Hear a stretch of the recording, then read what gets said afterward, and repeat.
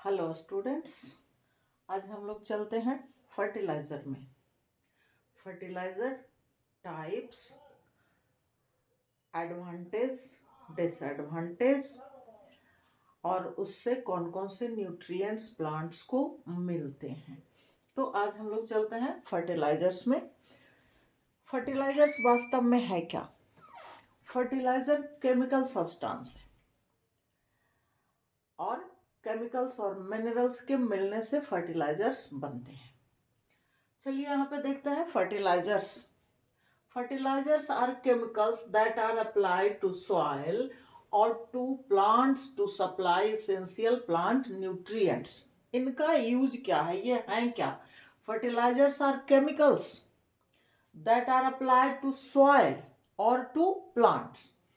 या तो मिट्टी में डालते हैं इसको या प्लांट्स के पास, तो दोनों हालात में प्लांट्स ही इसको यूटिलाइज करते हैं ग्रोथ के लिए, अपना डेवलपमेंट के लिए अपना। तो ये केमिकल्स है जिसको हम लोग मिट्टी में या पौधे में अप्लाई करते हैं, डालते हैं डायरेक्ट, जो कि क्या करता है? Supply essential plant nutrients. ये एसेंशियल आवश्यक प्लांट न्यूट्रिएंट्स सप्लाई करता है। यानी फर्टिलाइजर क्या है? उसका भोजन सामग्री है, न्यूट्रिएंट सप्लाई करता है। इसको हम लोग अप्लाई या तो सॉइल में, मिट्टी में ही डाल देते हैं या प्लांट के पास पास भी डाल करके यूज करते हैं। अब आ जाइए कि फर्टिलाइजर्स में होते क्या क्या है। Fertilisers contain nitrogen, phosphorus and potassium. इसको एनपीके के नाम से भी जाना जाता है। Nitrogen, phosphorus and potassium. Potassium याद होगा आप लोग को, उसका के है सिंबल। तो एनपीके ये हो गया इसका मेन इंग्रेडिएंट्स। लेकिन ऐसा नहीं है कि प्लांट्स को उनके ग्रोथ के लिए, उनके डेवलपमेंट के लिए सिर्फ नाइट्रोजन, फास्फोरस और पोटेशियम ही चाहिए। जैसे ह्यूमन बीइंग के ग्रोथ और डेवलपमेंट के लिए न्यूट्रिशन की आवश्यकता होती है, डाइट की आवश्यकता होती है, जिसमें हम लोग बैलेंस डाइट में carbohydrate, protein, vitamin, minerals extra etcetera etcetera हम लोग खाते हैं, यूटिलाइज करते हैं, इनटेक करते हैं। तो प्लांट्स को वैसे ही बहुत सारे न्यूट्रिएंट्स की आवश्यकता होती है। और वो न्यूट्रिएंट्स क्या हैं, यहाँ पे मैं लिख दी हूं आपको। तो ये न्यूट्रिएंट्स क्या हैं? देखिए, कार्बन, ऑक्सीजन, हाइड्रोजन। यहाँ पे मैं सोर्स भी लिखी हूं सबका, स्पेस कम था इसलिए। एयर, हवा से क्या क्या मिल जाता है इसको? कार्बन और ऑक्सीजन। वाटर से क्या मिलता है? हाइड्रोजन। अब यहाँ पे कंफ्यूज नहीं होना है, थोड़ा सा दिमाग लगा करके काम करना है ऑब्जेक्टिव क्वेश्चन के लिए। ऐसे आप सीधे लिख देंगे तो कोई बात नहीं, मैं ऊपर वाला मिटा रही थोड़ा सा।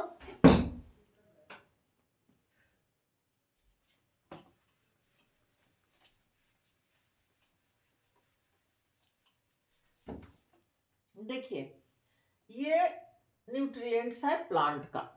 क्या क्या उनको न्यूट्रिशन के लिए चाहिए, ग्रोथ एंड डेवलपमेंट के लिए चाहिए? कार्बन चाहिए, ऑक्सीजन चाहिए, हाइड्रोजन चाहिए। मैं तीन की बात ही अभी कर रही। तो कार्बन तो एयर से सीधे मिल गया, इसमें तो कोई इफ बट है नहीं। लेकिन आप कह सकते हैं कि वाटर से मिल सकता है ना, ये ऑक्सीजन और हाइड्रोजन या हाइड्रोजन और ऑक्सीजन। लेकिन नहीं, इसको दिमाग में अच्छे से रख लेना है कि एयर से ये कार्बन और ऑक्सीजन दोनों लेते हैं और हाइड्रोजन सिर्फ वाटर से लेते हैं, H2O से सिर्फ हाइड्रोजन लेते हैं। ऑक्सीजन और कार्बन दोनों एयर से लेते हैं। आप याद कीजिए, जैसे रेस्पिरेशन होता है प्लांट्स में भी, तो CO2 छोड़ते हैं और O2 लेते हैं। तो O2 कहां से आया? एयर से आया। इसको दिमाग में रखना है। तो 3 न्यूट्रिशन में इसका कार्बन, ऑक्सीजन और हाइड्रोजन। कार्बन और ऑक्सीजन एयर से हो गया। सोर्स क्या है कार्बन और ऑक्सीजन का? इनके न्यूट्रिशन का, न्यूट्रिएंट्स उसमें जो है, जिसमें कार्बन और ऑक्सीजन का सोर्स एयर है और हाइड्रोजन का सोर्स वाटर है। ऑक्सीजन, हाइड्रोजन, ये ऑक्सीजन और हाइड्रोजन दोनों वाटर इसका सोर्स नहीं है। ऑक्सीजन भी ये हवा से ही लेते हैं। आप रेस्पिरेशन याद कीजिएगा तो आपको याद आ जाएगा। ऐसा कंफ्यूज नहीं होना कि अच्छा वाटर से ही ऑक्सीजन और हाइड्रोजन दोनों ले लेते हैं, नहीं। कहाँ रख दी मैं, ऐसा नहीं है। ये एयर से लेते हैं कार्बन और ऑक्सीजन, और वाटर से सिर्फ हाइड्रोजन लेते हैं। अब आ जाइए, ये तो 3 हो गए इनके न्यूट्रिएंट्स जो हवा और पानी से मिल जाते हैं। बाकी कहां से मिलते हैं, तो सॉइल से लेंगे बाकी सब। इनके न्यूट्रिएंट्स को भी डिवाइड कर दिया गया है 2 टाइप्स में, मैक्रोन्यूट्रिएंट एंड माइक्रोन्यूट्रिएंट। मैक्रोन्यूट्रिएंट जिसकी रिक्वायरमेंट इनके ग्रोथ एंड डेवलपमेंट के लिए इन लार्ज क्वांटिटी, ज्यादा मात्रा में जिनकी रिक्वायरमेंट होती है, दैट्स कॉल्ड मैक्रोन्यूट्रिएंट, मैक्रो। और जिसकी रिक्वायरमेंट लेस अमाउंट में होती है, कम मात्रा में होती है, दैट इज माइक्रोन्यूट्रिएंट। तो माइक्रोन्यूट्रिएंट में कौन कौन है, एनपीके तो हो ही गए, अभी हम लोगों ने देखा मूल रूप से primary macronutrient nitrogen, phosphorus and potassium. Potassium का सिंबल के है, केमिस्ट्री में पढ़े होंगे, उसको याद कीजिएगा। और क्या क्या है, सेकेंडरी मैक्रोन्यूट्रिएंट को भी डिवाइड कर दिया गया है, primary macronutrient and secondary macronutrient. तो प्राइमरी मैक्रोन्यूट्रिएंट में हो गया नाइट्रोजन, फास्फोरस एंड पोटेशियम, और सेकेंडरी मैक्रोन्यूट्रिएंट में हो गया कैल्शियम, मैग्नीशियम, सल्फर, यानी 6 हो गए मैक्रोन्यूट्रिएंट, 6, जिसमें 3 को प्राइमरी में रखते हैं, जिसके बिना काम ही नहीं चल सकता, मस्ट है। और दूसरा ये मैक्रो ही है, ज्यादा मात्रा में ही चाहिए, लेकिन इसके बिना कुछ देर काम चल सकता है, तो वो हो गया कैल्शियम, मैग्नीशियम एंड सल्फर, यानी 6 हो गए मैक्रोन्यूट्रिएंट। अब आ जाइए माइक्रोन्यूट्रिएंट्स में। माइक्रोन्यूट्रिएंट्स में कौन कौन हो गए, जो कम मात्रा में, लेस क्वांटिटी में जिसकी रिक्वायरमेंट है, दैट इज या that are copper, manganese, iron, molybdenum, zinc and boron. Copper, manganese, iron, symbol दिमाग में रखिएगा, molybdenum, zinc and boron. Chlorine, तो यहां तक के निकल को मैं घेर दी हूं, ये हो गए आपके 3, 4, 5, 6, 7, 8, 9, 10, 11, 12, 13, 14, 15, 16, टोटल 16 हो गए। ऐसे निकल भी है माइक्रोन्यूट्रिएंट में, लेकिन परहैप्स आपका बुक नहीं देता है। तो अब इसमें एक बार फिर मैं बोल दे रही लास्ट कि टोटल 16 और 17 न्यूट्रिएंट्स प्लांट के लिए एसेंशियल हैं, जिसमें कुछ तो मैक्रो हैं ज्यादा क्वांटिटी में और कुछ माइक्रो हैं कम क्वांटिटी में। कुछ तो एयर से ले लेते हैं, एयर, ये कार्बन और ऑक्सीजन, क्योंकि कार्बन डाइऑक्साइड छोड़ते हैं भी, लेते हैं भी एयर से, स्टोमाटा के द्वारा पत्तियां, और ऑक्सीजन भी छोड़ते भी हैं और लेते भी हैं। फोटोसिंथेसिस में ऑक्सीजन निकाल देते हैं और रेस्पिरेशन में ऑक्सीजन ले लेते हैं। तो ये दोनों एयर से हो गया, पत्तियों के द्वारा, स्टोमाटा के द्वारा। Water, hydrogen, splitting of water photosynthesis में 10th में पढ़ना है हम लोग को, तो वहां से हाइड्रोजन इनको मिल जाता है। अब मैक्रोन्यूट्रिएंट में एनपीके प्राइमरी मैक्रोन्यूट्रिएंट है, ज्यादा मात्रा में और मस्ट है। उसके बाद कैल्शियम, ये मैग्नीशियम और सल्फर, ये भी तीनों primary macronutrient, sorry secondary macronutrient, दोनों मैक्रोन्यूट्रिएंट ही हैं, ये तीनों प्राइमरी है, ये सेकेंडरी हो गए। माइक्रो में आपके, फिर से मैं एक बार बोल दे रही, या सिंबल दिमाग में रख लीजिएगा, कॉपर, मैंगनीज, आयरन, ये आयरन है, molybdenum, zinc and boron, chlorine. ये एंड यहाँ पे गलत हो गया है, एंड क्लोरीन करना चाहिए, मोलिब्डेनम, जिंक, बोरॉन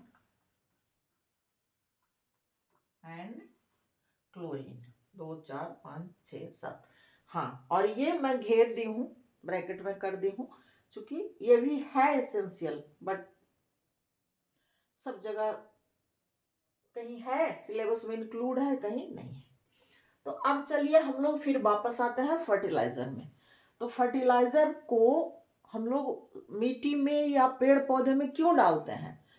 क्योंकि उसको सारा न्यूट्रिएंट्स प्रोवाइड करवा सके। फर्टिलाइजर जितने भी न्यूट्रिएंट्स हैं, ये तीन क्या दो को छोड़ करके, वाटर भी तो सॉइल में ही जाता है, तो ये सारा प्रोवाइड कौन करवाता है? सॉइल।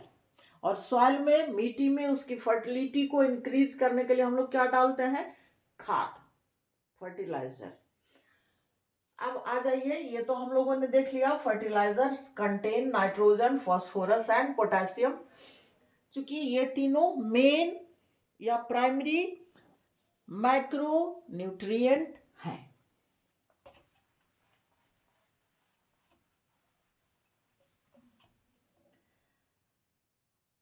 अब आ जाइए फर्टिलाइजर्स का टाइप में। टाइप से पहले फर्टिलाइजर कैसे बनता है?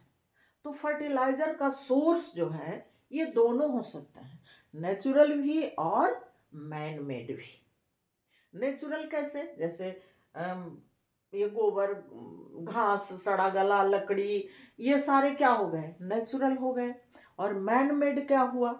जैसे फर्टिलाइजर्स, केमिकल और मिनरल्स को मिला करके फर्टिलाइजर्स का प्रोडक्शन होता है, उत्पादन होता है, उसको बनाया जाता है, तो वो मैन मेड हो गया। इसलिए एक लाइन में लिख देती हूँ, यहाँ पे स्पेस नहीं था इसलिए नहीं लिख पाई। Fertilisers source can be both natural और man made, है ना? मे भी क्वेश्चन हो सकता है कि फर्टिलाइजर्स का सोर्स क्या है, कहां से आता है? तो दोनों हो सकता है, नेचुरल भी हो सकता है और मैन मेड भी हो सकता है। जैसे मैन्योर है, तो उसमें क्या है? नेचुरली हम लोग गोबर उठाए, खेत में डाल दिए, फसल, हरे फसल को जुताई कर दिए, खाद बन गया, तो वो नेचुरल है। लेकिन फर्टिलाइजर्स जो बनता है मिनरल और केमिकल्स से दोनों मिला करके, वो मैन मेड हो गया। अब चलिए चलते हैं हम लोग फर्टिलाइजर के टाइप्स में।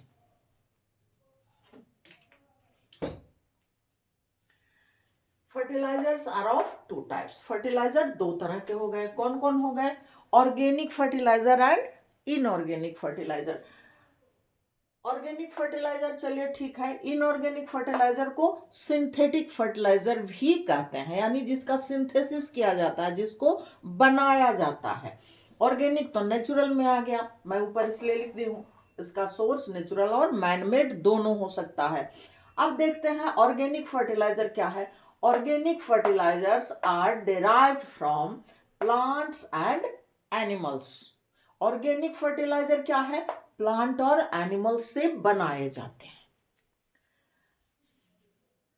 गोबर, घास, पात, मरा हुआ आदमी, सड़ा हुआ आदमी, पेड़ पौधे सड़े हुए, सारे आ जाएंगे इसमें ऑर्गेनिक फर्टिलाइजर्स में।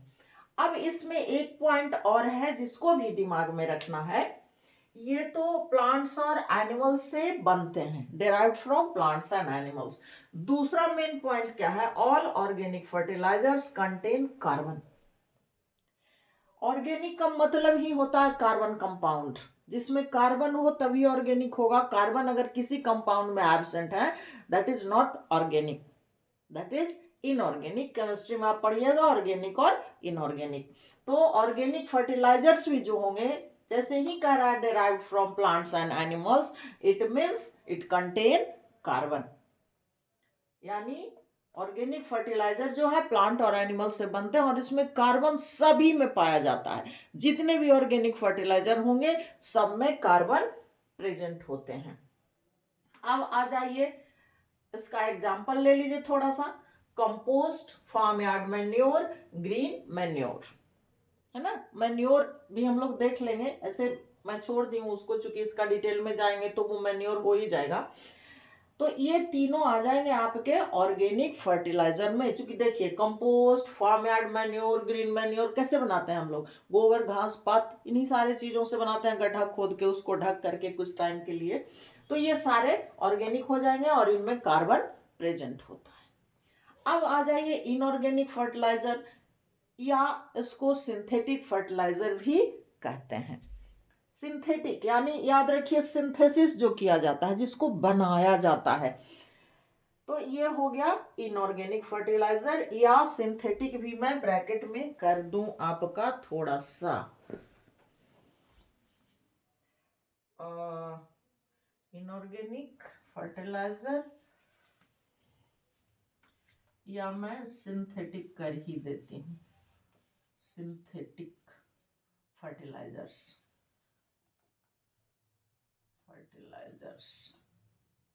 है ना। इनऑर्गेनिक कहिए या सिंथेटिक कहिए। अब नीचे भी इसको थोड़ा सुधारना पड़ेगा।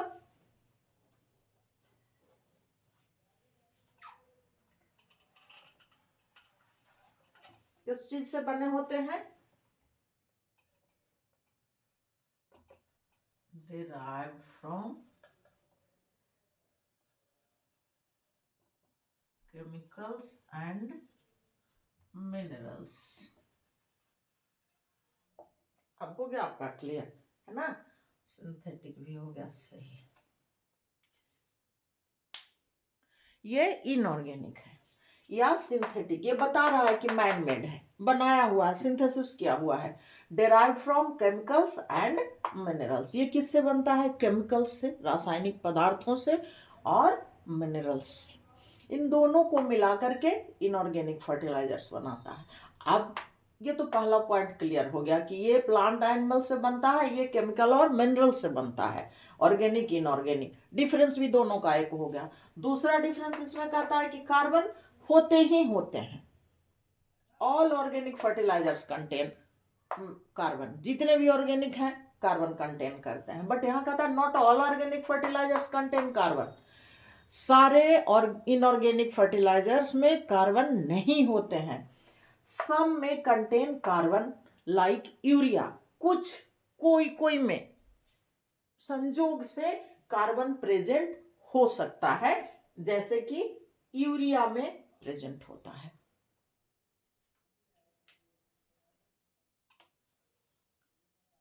किसमें प्रेजेंट होता है कार्बन, यूरिया में।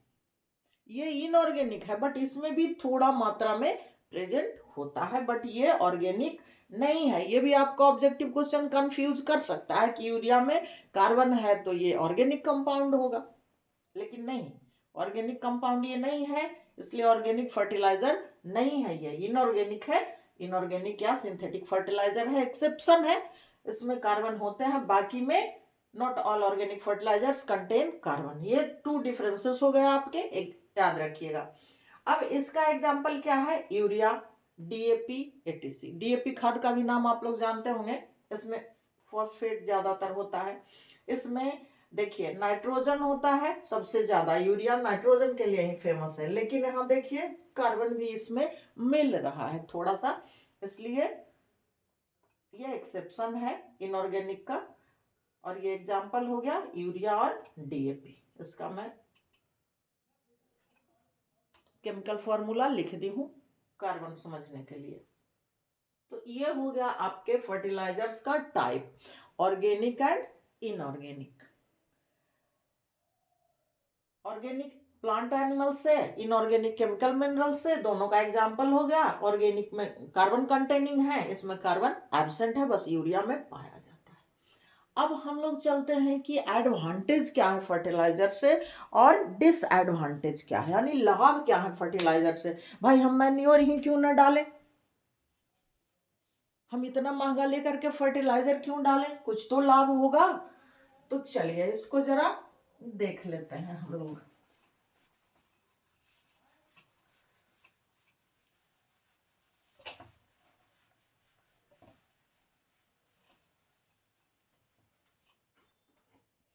यहाँ पे देखिए कॉर्नर में मैं लिखी हूं advantages of fertilisers. First advantage तो इसका यही है कि इंक्रीज सॉइल फर्टिलिटी। हम लोग पहले ही पढ़ चुके हैं फर्टिलाइजर क्यों डालते हैं, सॉइल की फर्टिलिटी बढ़ाने के लिए, ताकि प्लांट में ग्रोथ एंड डेवलपमेंट अच्छे से हो सके। तो इंक्रीज सॉइल फर्टिलिटी। सेकेंड क्या कहता है, प्रमोट प्लांट ग्रोथ। जब फर्टिलिटी बढ़ ही जाएगी, इंक्रीज हो जाएगा, तो प्लांट ग्रोथ को ऑब्वियस है कि प्रमोट करेगा, यानी तेजी से प्लांट में ग्रोथ होगा, विकास होगा, फल आएंगे। थर्ड कहता है they are simple to apply, store and transport.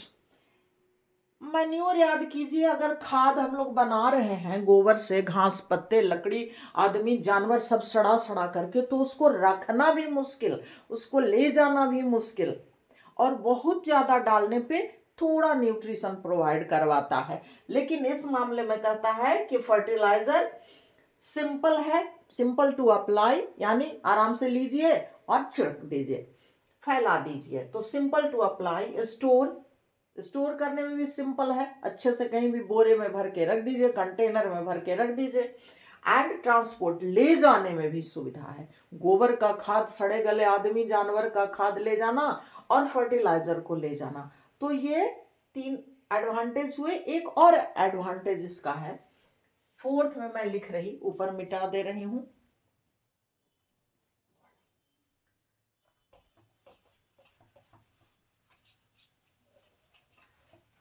ये थर्ड हो गया, इसको इधर भी मिटा दो, आपको क्लियर हो जाएगा।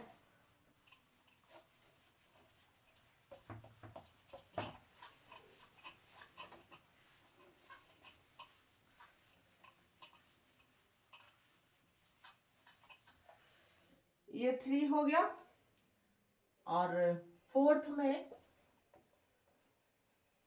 प्रोटेक्ट अगेंस्ट पेस्ट, है ना। और फर्टिलाइजर क्या करता है, फर्टिलाइजर यानी केमिकल्स ही पेस्ट कंट्रोल के लिए भी उस पे जो डाला जाता है, तो ये फर्टिलाइजर पेस्ट कंट्रोल का भी काम करता है, यानी पेस्ट के अगेंस्ट ये फसल को, क्रॉप्स को ये सुरक्षा देता है। अब गोबर घास डालिएगा जितना ज्यादा, उतने ज्यादा कीड़े मकोड़े उत्पन्न होंगे, उसमें पैदा होंगे। लेकिन फर्टिलाइजर में पेस्ट कम ये उत्पन्न होते हैं उसमें, क्योंकि केमिकल्स होता है, इसलिए वो फसल को प्रोटेक्शन देता है। किसके अगेंस्ट, पेस्ट के अगेंस्ट। पेस्ट होता है, पेस्ट मीन्स कीट, कीड़े मकोड़े। पेस्ट कंट्रोल यानी कीट नियंत्रण। अब आ जाइए, इतने तो लाभ हो गए, कुछ हानि भी तो होंगे, कुछ हार्म भी तो होगा, कुछ डिसएडवांटेज भी तो होगा। हाँ है, तो चलिए हम लोग थोड़ा डिसएडवांटेज भी देख लेते हैं। ये चारों आपका एडवांटेज ऑफ फर्टिलाइजर हो गया। अब हम लोग चलते हैं थोड़ा सा डिसएडवांटेज ऑफ फर्टिलाइजर्स। अब हम लोग चलते हैं डिसएडवांटेज ऑफ फर्टिलाइजर। सेकंड है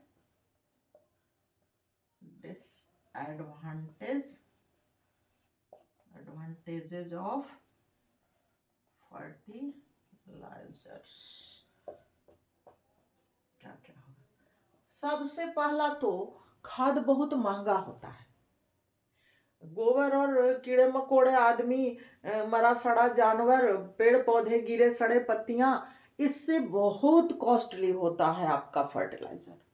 दूसरा कि उसका इंग्रेडिएंट जो है, उसमें जो जिसको मिला करके केमिकल्स वो बनता है, वो टॉक्सिक होते हैं हेल्थ के लिए। तो हम लोग लिख सकते हैं कि fertilisers are expensive and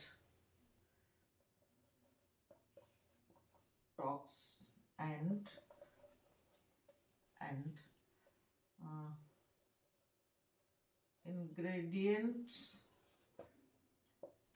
of fertilizers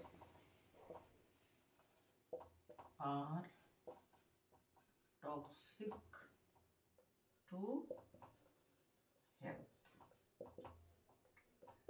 है ना। ये fertilizers are expensive and ingredients of fertilizers are toxic to health। दो बार fertilizer ना लिख करके its ingredient भी कर सकते हैं हम लोग। या they are expensive and ingredients of fertilisers are toxic to health. रखने में सुविधा हो गई, बहुत ज्यादा न्यूट्रिशन प्रोवाइड करवा देता है, नो डाउट, बट क्या है ये, टॉक्सिक है हेल्थ के लिए। और क्या करता है, cause of soil pollution, cause of soil pollution. Soil pollution क्या, वाटर पॉल्यूशन भी। अगर कंटिन्यू हम लोग यूज करते रहते हैं तो मिट्टी की फर्टिलिटी खत्म होती है, मिट्टी भी टॉक्सिक धीरे धीरे होता है। और हम लोग जो उसकी सिंचाई करते हैं तो पानी के साथ ही टॉक्सिन मिल करके और आसपास भी फैलता है। तो सिर्फ सॉइल पॉल्यूशन की वाटर पॉल्यूशन भी हम लोग कह सकते हैं। और फिर क्या होता है ये कि धीरे धीरे हमारे फूड चेन में मिल जाता है, धीरे धीरे ये हमारे फूड चेन में, क्योंकि मिट्टी में जब पॉल्यूशन हो गया, वाटर भी पॉल्यूटेड हो गया, तो उसी मिट्टी में बार बार फसल लगाते हैं और बार बार फर्टिलाइजर हम लोग डालते हैं, तो क्या होगा, धीरे धीरे वो फूड चेन में शामिल हो जाएगा। उसमें जो भी पौधे या फल पैदा होंगे उसमें वो टॉक्सिक सब्सटेंस थोड़ा थोड़ा बढ़ते ही जाएगा। और इस तरह से ये सारे जो है डिसएडवांटेज हैं फर्टिलाइजर्स के। आज मैं यहीं पे छोड़ रही, नेक्स्ट क्लास में हम लोग थोड़ा सा चलेंगे फर्टिलाइजर में ही कि ये न्यूट्रिएंट्स के अकॉर्डिंग टाइप्स ऑफ फर्टिलाइजर्स, जैसे हो जाएगा नाइट्रोजन वेस्ट, हो जाएगा फास्फोरस वेस्ट, तो उन सब में चलेंगे हम लोग। आज मैं यहीं पे छोड़ रही। Okay, thanks.